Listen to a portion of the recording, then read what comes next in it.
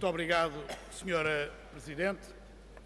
Sr. Primeiro-Ministro, eu quero começar por registar a extraordinária cambalhota a que o Sr. Primeiro-Ministro aqui deu, porque recordo-me do que disse há 2, 3 semanas sobre um conhecido manifesto de 74 economistas portugueses que defendiam a reestruturação da dívida.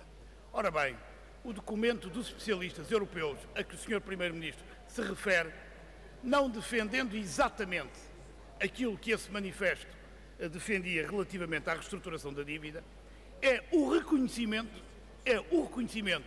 por esses especialistas que o caminho da austeridade só agrava o problema da dívida e da sua sustentabilidade. E é uma tentativa de, apesar desse reconhecimento, é uma tentativa de insistir e de continuar no caminho da austeridade. Porque verdadeiramente o que interessa a essa elite europeia e o que interessa ao Sr. Primeiro-Ministro é continuar esse caminho, porque esse é o caminho do empobrecimento que desejam para os países, para os Estados, para as nações da União Europeia, incluindo o país que o senhor neste momento governa. E por isso quero registar essa cambalhota que o senhor aqui deu hoje. Mas, sobretudo, Sr. Primeiro-Ministro, eu queria lhe falar de algumas declarações suas muito recentes. E quero começar por lhe dizer, com toda a frontalidade, que o Sr. Primeiro-Ministro tem, de facto, um problema, uma relação difícil com as palavras e até podemos dizer com a palavra. Eu tenho sempre dificuldade em perceber o que é que o Sr. Primeiro-Ministro exatamente pretende dizer e, sobretudo, tenho muita dificuldade em saber o que é que quer fazer depois daquilo que diz. E por isso nada melhor do que o citar. O senhor há 2 ou 3 dias disse o seguinte: o Governo não tem intenções de aprofundar os cortes feitos no passado em salários e pensões. E eu queria lhe perguntar 2 coisas. A primeira é o seguinte: se não tem intenções de aprofundar os cortes, tem intenções então, concluo bem, com certeza, de continuar os cortes, ou seja, os 1.100 milhões de euros que cortou nos salários no orçamento de 2014 e os 800 milhões que cortou nas pensões no mesmo orçamento. E a minha primeira pergunta é esta: é então a intenção do Governo manter esses cortes? É isso que eu quero que me responda. O segundo é mais importante ainda, porque o Sr. Primeiro-Ministro diz o seguinte: eu não tenho intenções. Mas, Sr. Primeiro-Ministro, de boas intenções está o inferno cheio.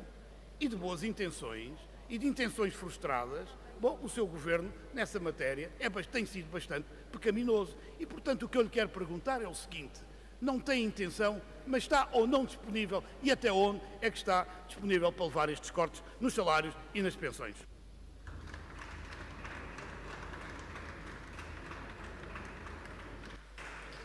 Sr. Primeiro-Ministro, tem a palavra.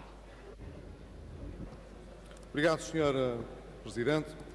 Sr. Deputado, não há cambalhota nenhuma e eu vou, com tradução minha, evidentemente, ler o que consta das conclusões no seu parágrafo 3º deste relatório que aqui citei, a que o Sr. Deputado também se referiu. Apesar de a emissão conjunta ou solidária poder proporcionar uma importante contribuição para a redução da dívida acima dos 60%, da dívida excessiva, em particular para os países altamente endividados, não é um substituto para irreplaceable, portanto, não substituível esforço requerido para a redução das dívidas. Esse esforço tem de estar traduzido na estrita disciplina orçamental, nomeadamente produzindo os necessários excedentes primários para reduzir a dívida. Quer isto dizer, Sr. Deputado, manter aquilo a que o Sr. Deputado chama políticas de medidas de austeridade. É isso que está no relatório. Não há aqui nenhuma contradição, Sr. Deputado, nenhuma contradição. Agora, cambalhota estará a fazer o Sr. Deputado se, tendo citado incorretamente o relatório, não reconhecer que ele diz exatamente o contrário daquilo que o Sr. Deputado estava a sugerir. Portanto, é assim, Sr. Deputado. O que quer que venha a acontecer, eu já o tinha dito aqui antes, com muita antecedência, porque me parece que isto é muito evidente. Mas uma vez que agora está nas conclusões de um relatório técnico que foi preparado por especialistas em toda a União Europeia, parece-me importante sublinhar que a criação de um fundo de redenção com essas características, mais variante, menos variante, não substitui, antes, pelo contrário, a imprescindibilidade de os Estados endividados prosseguirem políticas de redução dos seus déficits primários, isto é, não contando com o pagamento dos juros da dívida. E isso significa, para responder à pergunta do Sr. Deputado, que sim, as políticas que prosseguimos, que implicaram redução de rendimento, não são para substituir de um ano para o outro. Portanto, o Sr. Deputado já me ouviu dizer, e eu confirmo, não há nenhum erro de interpretação, nem nenhuma dificuldade de interpretação por parte do Sr. Deputado, ao contrário do que diz.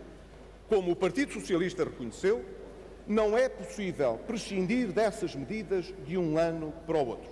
Apenas na medida em que os nossos objetivos orçamentais e o crescimento da nossa economia o possam consentir.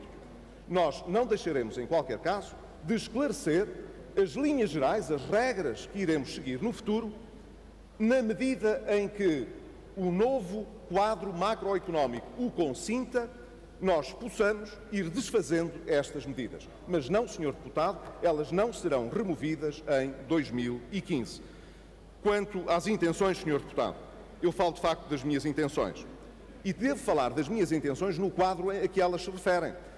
Se, por exemplo, Sr. Deputado, já o respondi ao Bloco de Esquerda antes, se, por exemplo, Sr. Deputado, o déficit anunciado para o ano, como aconteceu em 2011, tivesse de ser 5,9%, e a metade do ano, à altura em que este Governo tomou posse, praticamente esse déficit já estava conseguido, em metade do ano, Sr. Deputado, é evidente que a situação real em que se encontrou as finanças públicas exigiram medidas que não estavam nas minhas intenções tomar. Já respondi isso ao Bloco de Esquerda há muito tempo. O Partido Socialista é que devo cumprimentar o Sr. Deputado por esse facto, bastante tempo depois do Bloco de Esquerda ter suscitado estas questões, as suscita agora. Mas a resposta que dei então ao Bloco de Esquerda é a mesma que hoje se deve dar ao Partido Socialista. Se o Partido Socialista não queria medidas que fossem além daquilo que estava determinado, não deveria ter apontado para um déficit que era incumprível, como se comprova através dos dados da Contabilidade Nacional, à altura em que este Governo tomou posse. Muito obrigado.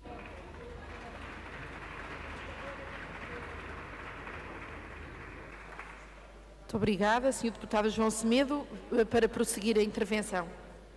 Muito obrigado, Sr. Presidente. Portanto, Sr. Primeiro-Ministro, podemos concluir com toda a certeza que os cortes nos salários e nas pensões que estão em aplicação em 2014, 2013, 2014, são para continuar. Isso ficou claro. Mas há um outro aspecto importante na sua intervenção. É que o senhor acabou de nos dizer que, além disso, admite ter que ir mais longe. E eu queria lhe perguntar se, quando se refere a cortes noutras despesas, se efetivamente o Governo está a preparar mais cortes nos serviços públicos, nomeadamente no Serviço Nacional de Saúde, na escola pública, na proteção e apoio social. Ou seja, se aquilo que está a acontecer aos serviços públicos em Portugal, no domínio da saúde, menos acesso, racionamento de medicações, na escola pública, mais abandono, mais insucesso, na proteção social, a multiplicação de pobres, que é na realidade o resultado da sua política, se o Sr. Primeiro-Ministro, apesar de tudo isto, admite e insiste em mais cortes também nos serviços públicos, na escola pública, no Serviço Nacional de Saúde e da Proteção Social, porque as suas palavras há pouco é isso mesmo que significam. Está disponível para ir mais longe, para cumprir as regras que a elite europeia lhe vai impondo.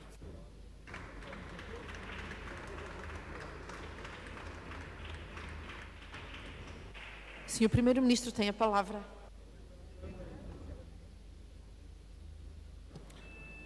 Obrigado, Sr. Presidente.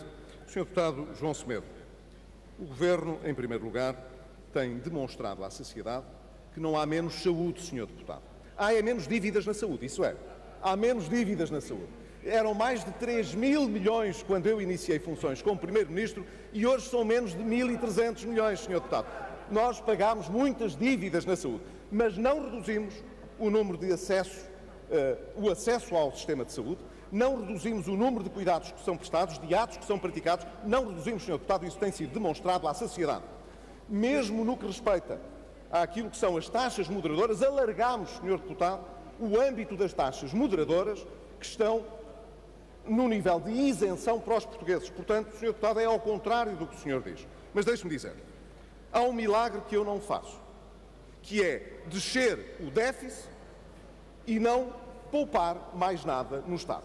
Isso eu não sei fazer, Sr. Deputado. Mas talvez o Sr. Deputado me saiba explicar como é que é possível fazer descer o déficit, mas não encontrar poupanças no Estado. E, em particular, como é que é possível reduzir o déficit e aumentar a despesa pública, a não ser, evidentemente, aumentando impostos e a receita fiscal.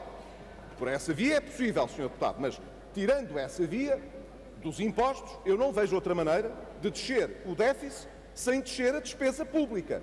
E, portanto, Sr. Deputado, o Governo, até ao final deste mês, irá apresentar publicamente ao Parlamento, aos portugueses, aos nossos credores internacionais, a Bruxelas, as medidas, o essencial das medidas que vai tomar para garantir as metas de 2015. O Sr. Deputado fique descansado. Não podemos adotá-las instantaneamente, mas até ao fim deste mês elas serão conhecidas. Mas, Sr. Deputado, elas revelam o esforço que o Governo e que, no essencial, o país tem estado disponível para fazer, para manter a confiança no financiamento da economia portuguesa, para manter um caminho de credibilidade das nossas finanças públicas que assegurem o Estado social e que garantam que os portugueses possam ter saúde, educação, apoio social, porque o Estado é disciplinado e não porque o Estado não sabe comportar-se em matéria de despesa pública. Portanto, Sr. Deputado, para citar alguns eminentes analistas que se têm pronunciado sobre estas matérias, a disciplina orçamental não é de esquerda nem é de direita, Sr. Deputado. Mas eu gostaria que o Sr. Deputado nos esclarecesse o que é que pensa de facto sobre a disciplina orçamental. Muito obrigado.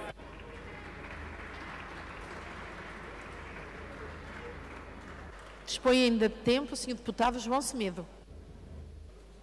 Muito obrigado, Sra. Presidente. O Bloco de Esquerda é mais poupado que o Governo, sem impor tantos sacrifícios como este Governo. Mas, Sr. Primeiro-Ministro, perguntou como é que se reduz o déficit. Só há uma forma, é fazer crescer a economia. O problema é que a sua política fez exatamente o contrário.